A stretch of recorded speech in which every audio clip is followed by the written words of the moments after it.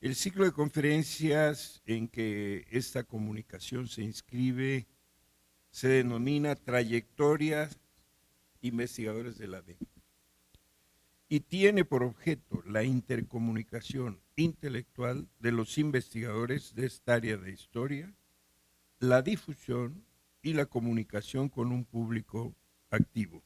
Se viene dando a lo largo del año y continuará en el próximo, dado el alto número de investigadores que conforman nuestra planta y de los cuales se van inscribiendo en el ciclo a voluntad.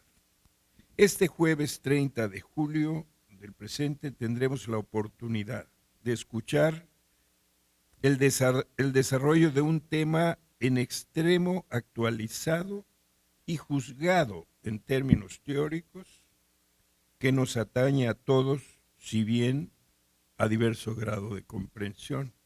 Este tema es esencialmente geopolítico y está referido al desarrollo económico y político internacional de los últimos 30 años, donde México ocupa un lugar determinado en forma de, cito al ponente, el conferencista, determinado México en forma de integración subordinada, como resume pues nuestro conferencista de hoy.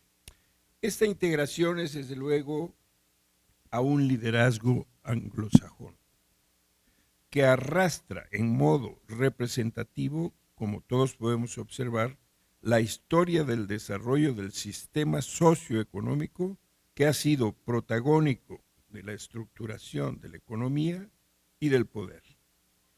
Carlos San Juan explica cómo a lo largo de ese proceso se fue definiendo hasta llegar a la situación actual otro proceso yuxtapuesto, pero no distinto a su lógica de desarrollo y que todos conocemos con el fenómeno de la globalización. Pero que en ese proceso, con máscara o expectativa de igualdad, subsiste la condición subordinada de regiones como la que ocupa nuestro país. Se vislumbran las sociedades postnacionales que analizaría desde una perspectiva ética el filósofo alemán Jürgen Habermas. Con lo dicho hasta aquí, apretadamente para no acortar el tiempo del expositor, y que está contenido en un resumen que el propio autor hace sobre su comunicación de esta tarde, es muy claro que nos estamos enfrentando a un planteamiento no solamente en extremo complejo, sino también muy polémico. Y esta condición se deriva de los paradigmas que lo han descrito y analizado. En el de hoy contamos con un análisis derivado de la observación del desarrollo de los sistemas, le hace de los sistemas socioeconómicos, cuya esencia ha sido el modo de producción como categoría proveniente de la economía política. La novedad o la gran ventaja obtenida para reconsideración del fenómeno visto desde esa perspectiva es que San Juan agrega una considerable ductilidad en el tratamiento del desarrollo unilineal de los componentes de los sistemas en su decurso histórico y que esa ductilidad proviene más de su experiencia profesional de economista, de la otra nutrida en su cercanía a los procesos sociales de reivindicación y justicia en el país y en diversos microcosmos campesinos y urbanos con problemáticas particulares. También proviene, lo que tampoco es menor ingrediente, de su formación y estudio de otras áreas del conocimiento, como son la filosofía política y la literatura. Este complejo peculiar encarnado en un analista como nuestro amigo Carlos San Juan Victoria me convence. Y lo mismo le ocurriría a cualquiera que analice a fondo sus argumentos y sus escritos me convence de que constituye para nosotros un paradigma de análisis con el cual es nuestro deber entablar comunicación y discusión.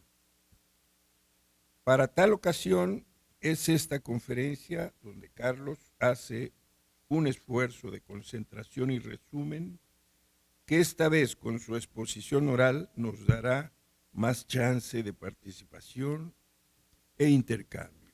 Me parece que con la forma de la aproximación de San Juan al dilema que se expone hoy en su comunicación, tenemos idea no solo de la importancia del análisis, sino del nivel intelectual de su expositor, lo cual es suficiente para presentarlo ante ese público que ya tiene un interés profundo sobre el tema que se va a tratar y que lo dicho es mejor que exponer una cansina lista de sus logros curriculares. Al final de su intervención tendremos oportunidad de exponer dudas y entablar discusión, aunque por razones de tiempo procuremos resumir al máximo nuestras preguntas. Tiene pues la palabra nuestro conferencista, Carlos San Juan. Muchas gracias a Luis Barajau y a su iniciativa para que expongamos lo que han sido pues trayectorias de búsqueda histórica e intelectual. Voy rápido al texto. Son 30 años, espero no tardar más de 25 minutos, a ver si es cierto. Y inicio con la cita de un libro teórico, no es cierto, de un libro literario. El conde Morzin regresaba a casa en la antigua Galicia, corazón de la Europa Central, después de una larga ausencia. Estaba por terminar la segunda década del siglo XX. El imperio austrohúngaro se había desmembrado en 13 nuevas naciones, de donde surgían fronteras, pasaportes y creencias que dificultaban el hasta entonces libre tránsito y el contacto de las personas. Y decía, los pueblos buscan en vano las virtudes nacionales, más dudosas que las individuales. Por eso odio las naciones y los estados nacionales. Mi vieja patria, la monarquía, era una gran casa, con muchas puertas y habitaciones para muchos tipos de personas.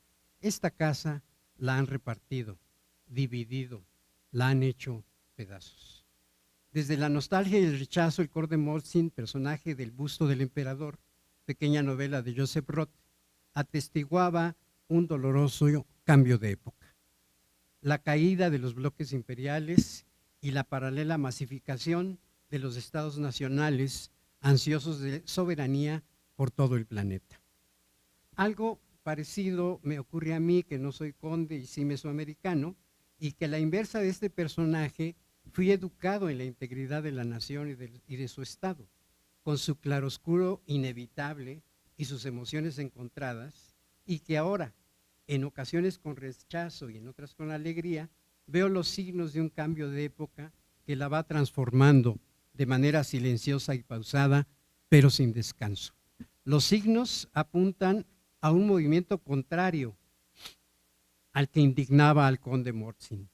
Asistimos a la reaparición de grandes bloques regionales y tejidos de acuerdo que modifican y en ocasiones subordinan a las soberanías autónomas y cerradas de muchas naciones, pero también al aire fresco de mutaciones internas, donde un país con serias tendencias ombliguistas se expone a la ráfaga intensa de una globalización cultural, social y política.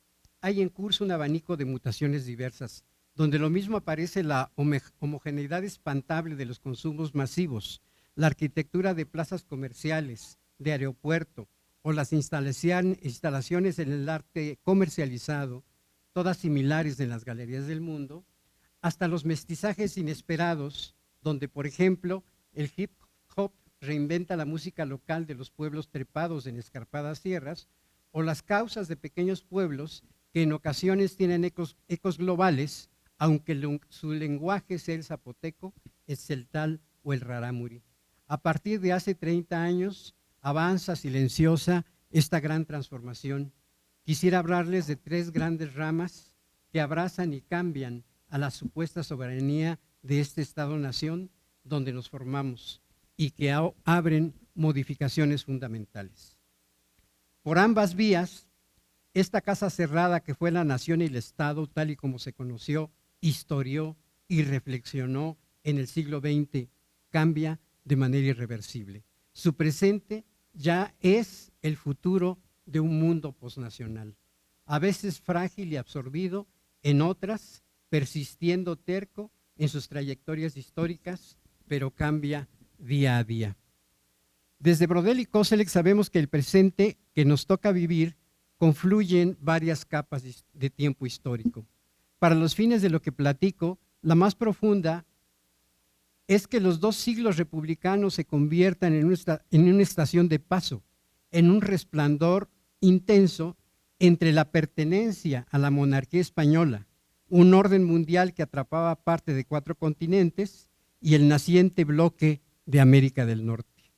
Todo es transformación constante y nada desaparece. Mesoamérica desperdigada late en la sociedad colonial y las repúblicas laicas contienen órdenes corporativos, mentalidades sagradas y jerarquías seculares.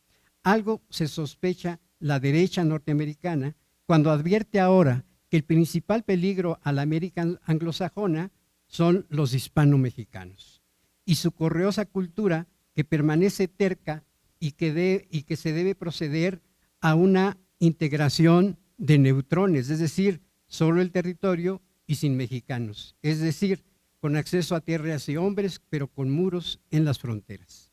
Pasar de la nación cerrada hacia la integración a América del Norte no sugiere una desintegración, sino nuevas tensiones y contradicciones. ¿Qué puede tener en común un senador norteamericano, el general Cienfuegos, ahora secretario de la Defensa, un excelente alumno mexicano de la Escuela de Chicago y del ITAM, y un empresario con grandes dotes de espía y estratega? En principio parece que poco, pero en ellos aparece la sintomatología de la época que despunta.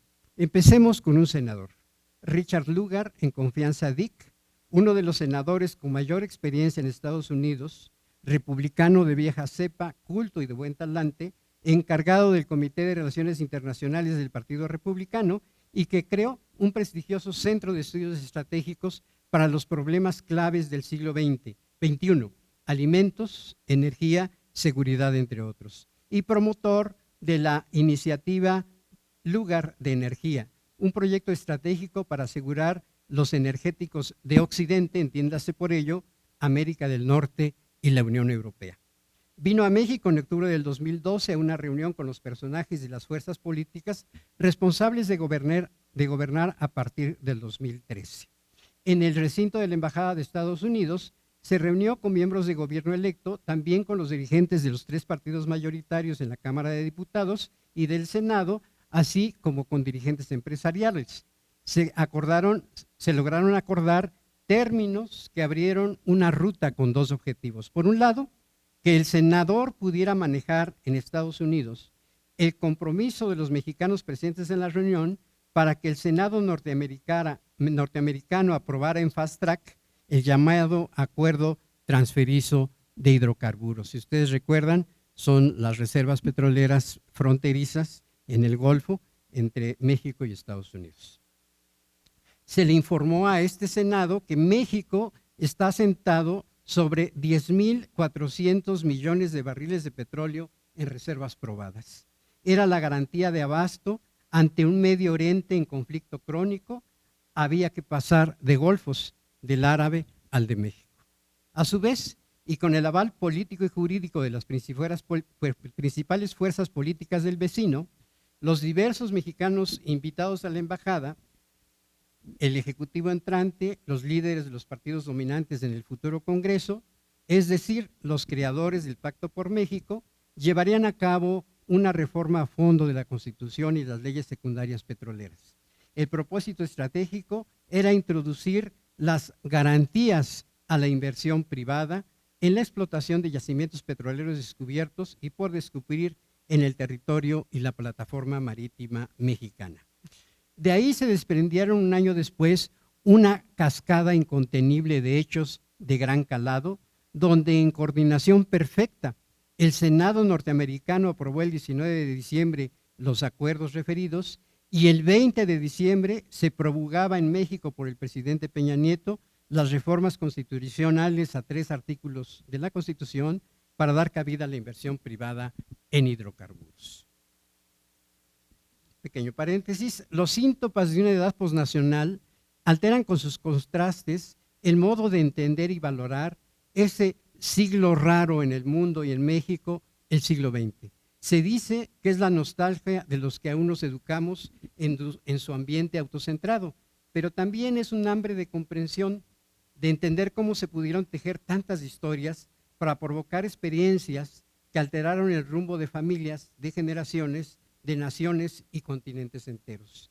Desde otros enfoques, el siglo XX se convierte en un gran reservorio de lo que ahora domina: la persistencia de las tradiciones liberales, las historias de los emprendedores, las oleadas modernizadores de litorales y altiplanos, y en campos de experimentación lúdicas y artísticas de muchas de las tendencias contemporáneas en el uso del tiempo libre.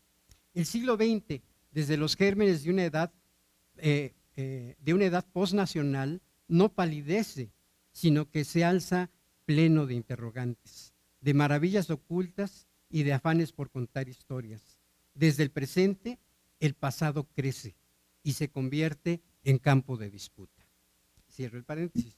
Veamos al general Salvador Cienfuegos Cepeda, actual secretario de Defensa. Es un viejo cuadro militar educado por las instituciones castrenses del país, asunto raro cuando los cuadros selectos de la jerarquía ya pasaron por escuelas, diplomados y cursos de sus pares norteamericanos, y que fue ascendiendo tenaz y pausado por el escalafón militar, y que ya como encargado de la región militar 1 en el Estado de México, se hizo cercano colaborador para su suerte del entonces gobernador Enrique Peña Nieto.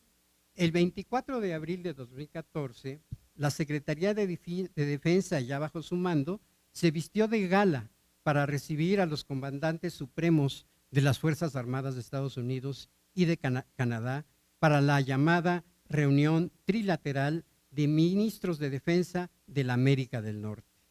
Ahí se subrayaron los intereses mutuos de defensa, y Cienfuegos subrayó la importancia geoestratégica de América del Norte, que nos impulsa a estrechar lazos para atender amenazas que son de naturaleza diversa y de alcance multilateral.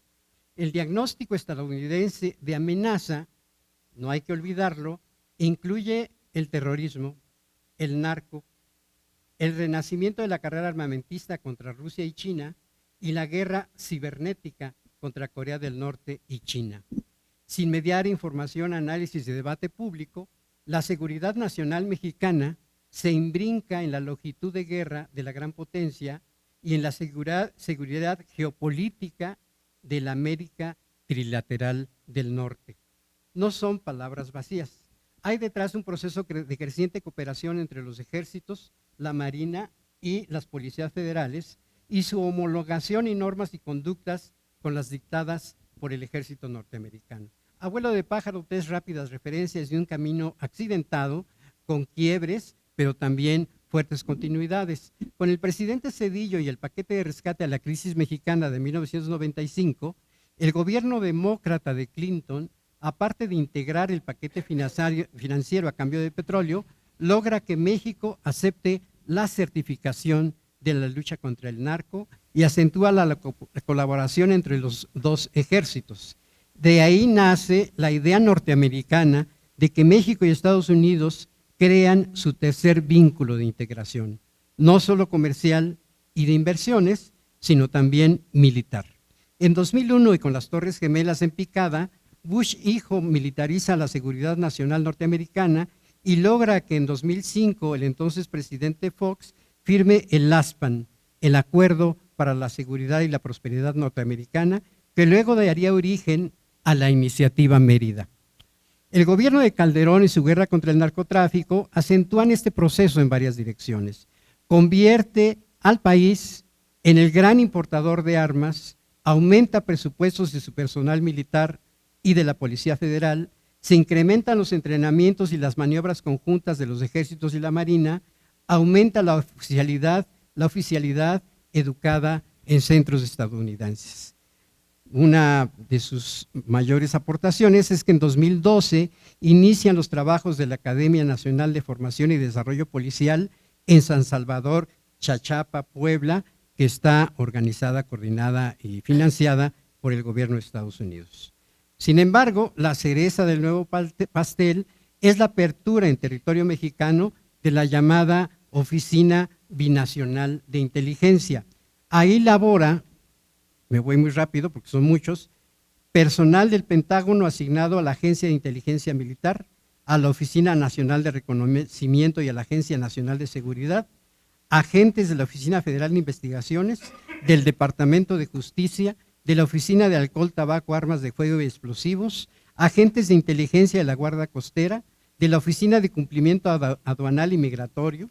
Igualmente, operan efectivos de la Oficina sobre Terrorismo y Asuntos Financieros, que representa al Departamento del Tesoro, más un sistema de cooperación en inteligencia policíaca y militar, cuyo eje operativo estratégico es el Centro de Inteligencia del Paso, Texas, EPIC, uno de los 3 más grandes e importantes en Estados Unidos. Pequeño paréntesis. Dice Koselleck que la historia contemporánea abarca la experiencia y memoria de 4 o 3 generaciones, que conviven en sus tradiciones, pero también en sus rupturas. Ejemplo, vengo de una familia longeva. Mi abuelo transitó 3 décadas del XIX y 3 décadas del siglo XX, mi papá las 8 décadas del siglo XX, yo su segunda mitad y mi hijo desde 1973 a la fecha. Nos une y desune el pasado agrario rural e indígena, las grandes migraciones hacia las ciudades, el paso difícil hacia las clases medias urbanas, las oleadas modernizadoras y la sensación de ámbitos protegidos pero asfixiantes, desde las familias, las escuelas, hasta la nación misma. Es la historia común de mucha gente común. Por eso me parece que la historia contemporánea en México es ese arco que surge en el Porfiriato, avanza hasta la 7ª década del siglo XX, en sintonía marcada por la conmoción de la Revolución y sus posteriores desviaciones, y es la matriz durante 30 años de esta gran transformación que nos atrapa sin sentirla. Estos síntomas de un cambio de época de gran calado, donde prosperan las historias que ahora les cuento. Sigo con las historias. Agustín Carstens fue un niño querido y cuidado. Dicen que Miguel Mancera, el director general del Banco de México, encargado de la privatización de la banca, lo cargaba cuando era niño. Empresa parece difícil. Hizo el doctorado en Chicago en tiempo récord y con las mejores calificaciones, y ascendió en el Banco Central, la autoridad monetaria del país, de la mano de personajes como el mismo Miguel Mancera, Gil Díaz, o del alto funcionario del Fondo Monetario Internacional, Rodrigo del Rato, hasta convertirse en su responsable y también secretario de Hacienda en el país. En congruencia con su fe en la integración, de la cual es uno de los expertos, se casó con Catherine Mansell, una economista norteamericana que estudiaba la maestría en economía en las universidades de Chicago, y dicen que brillante profesora del ITAM y ahora también literata. Es el retoño brillante y el peso pesado de la tecnocracia bancaria y hacendaria mexicana quien ha gobernado al país cuando se pinta de azul y blanco o en tricolor posmoderno. Es la élite más consistente y clara en la estrategia de privatización del país, de promoción de la gran economía empresarial y de la creciente integración económica de México en los Estados Unidos y América del Norte. Es pluripartidista a la usanza norteamericana, donde republicanos y demócratas tienen sus grandes coincidencias. Con ellos sale a primer plano una cualidad de la integración mexicana a los Estados Unidos de América. No ha requerido de invasiones o guerras, pues responde a una alianza de élites de ambos países, a una convergencia política, económica y cultural. Un laboratorio de nuevas experiencias donde una de las partes, la mexicana, acepta la desigualdad de poder, la asimetría, por la oportunidad de ser arrastrada en las bonanzas del gigante. Por ello, es una integración, digamos, de terciopelo, que sin embargo van descubriendo que esa prosperidad anunciada es muy problemática. Los grandes poderes empresariales se divorciaron desde hace 3 décadas del desarrollo sostenido y crecen a través de burbujas cambiantes, a veces financieras, a veces inmobiliarias, a veces de minerales estratégicos, etcétera, que estallan tarde o temprano con sus caudas de crisis inciertas. Se subieron a una rueda de la fortuna que tan pronto sube como de inmediato baja. Pequeño paréntesis. La historia contemporánea por ella es la historia que nos tocó vivir, ya sea en experiencia directa o en contacto con la memoria de otros aún vivos. Y en las muchas aproximaciones para definirla, por corte cronológico, por rasgos de procesos, por cortes de épocas, por la dominancia del presente sobre el pasado, cada una con su parte de verdad, hay algo que se escapa, algo como un temblor, el sabor de la incertidumbre, del hecho de que por más que intentemos construir redes ciertas con el pasado, cursos y tendencias que luego fallan de manera generosa, estamos en la cuerda floja de presentes donde conviven muchos tiempos, muchos hombres y muchas posibilidades abiertas. Ese temblor de la incertidumbre del presente y de sus pugnas por aclararlo es una fuerte tradición en la historiografía mexicana.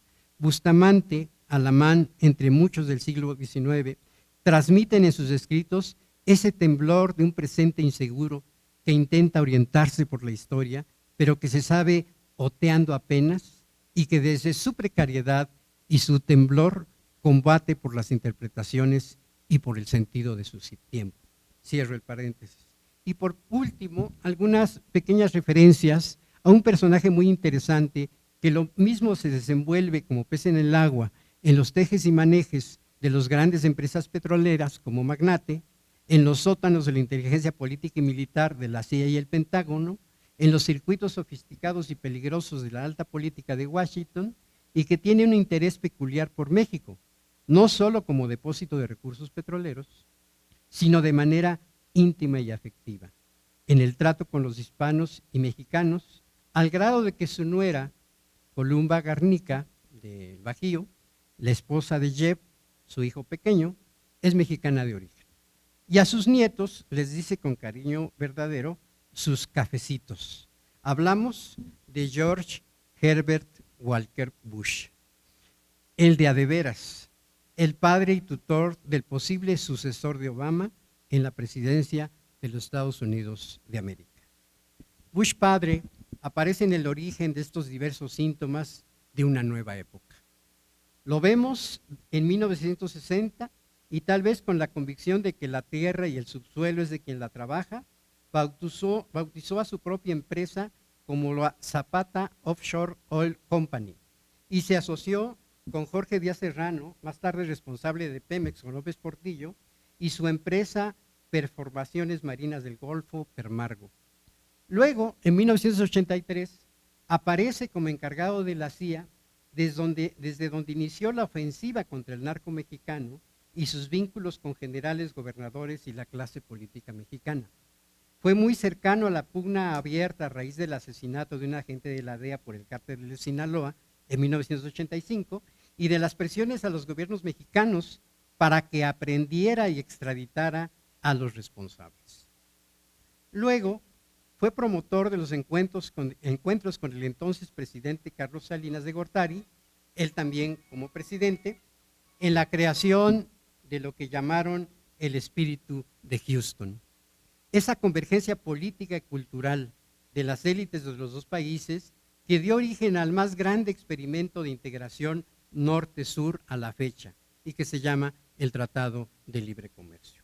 Luego, como estratega que asesora a Baby Bush, su hijo, para la conversión de la seguridad nacional norteamericana en el laboratorio de la militarización interna y externa de la potencia, es una fuerte presencia en la elaboración del ASPAN y propiciador del poderoso lobby del Congreso a favor de las reformas energéticas en México y muy amigo del ya mencionado Richard Lugar, ahora ex senador norteamericano y que conocimos líneas arriba.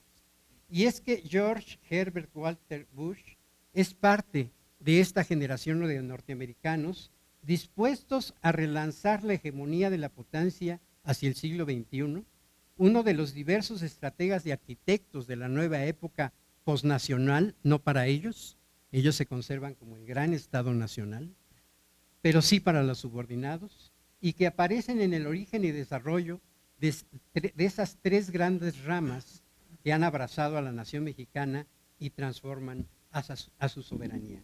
Se trata, como lo hemos dicho, de las ramas de la integración económica, de la seguridad energética y de la seguridad nacional.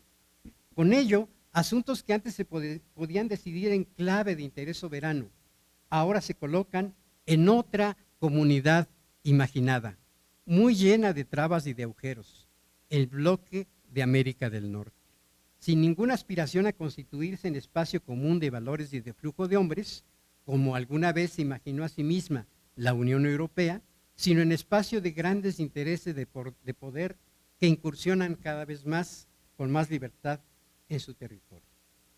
La historia contemporánea no tiene más remedio que ampliarse hacia la pluralidad de voces y experiencias que porta la ampliación tecnológica y cultural en ocasiones a la mano para dejar constancia de muchas existencias. Le abundan y le crecen las fuentes y el hambre de contar la propia historia. Su arco que hunde sus raíces a partir del fines del XIX, atraviesa el XX y avanza con los años del nuevo siglo, puede construir un pasado ancho y plural con muchas facetas.